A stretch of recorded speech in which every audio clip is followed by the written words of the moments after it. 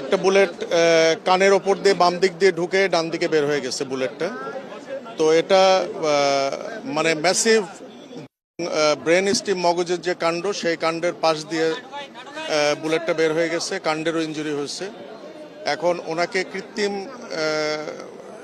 শ্বাস প্রশ্বাসের মাধ্যমে ওনাকে আমরা বাঁচিয়ে রাখছি। তবে আসার কথা যেটা, যে সাইন অফ লাইফ যেটা বলে, জীবনের চিহ্ন, এটা ওনার ভেতরে এখনো আছে, এটা নিঃশেষ হয়ে যায় নাই। আমরা আশাবাদী এবং আমি অপারেশনের টোটাল অপারেটিভ প্রসিডিওরের মধ্যে আমাকে অ্যানেস্থেশিয়া যিনি প্রফেসর, উনি বারবার আমাকে অ্যাসিওর করছেন যে ওনার নিজস্ব যে ইফোর্ট, একটা মানুষের যে শ্বাস প্রশ্বাসের যে ইফোর্ট যেটা, ওটা ওনার ছিল। কিন্তু উনি প্রথমেই একবার শকে চলে গেছিলেন, আমাদের পার অপারেটিভ উনি একবার শকে চলে গেছেন। এখন আমরা যখন ওনাকে অ্যাম্বুলেন্সে শিফট করব, এই সময় ওনার নাজোফ্যারেঞ্জিয়াল ব্লিডিং, নাক এবং গলা দিয়ে ব্লিডিং শুরু হয়েছে।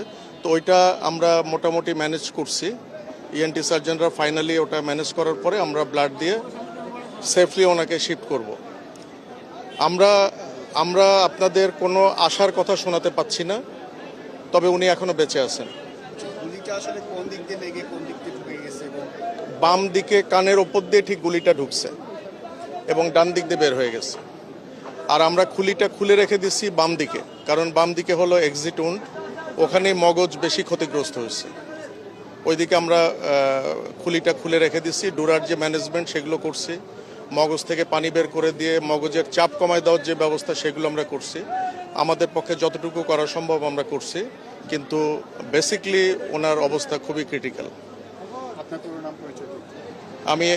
আমি ডাক্তার জাহিদ রায়হান, আমি এখানে নিউরোসার্জন।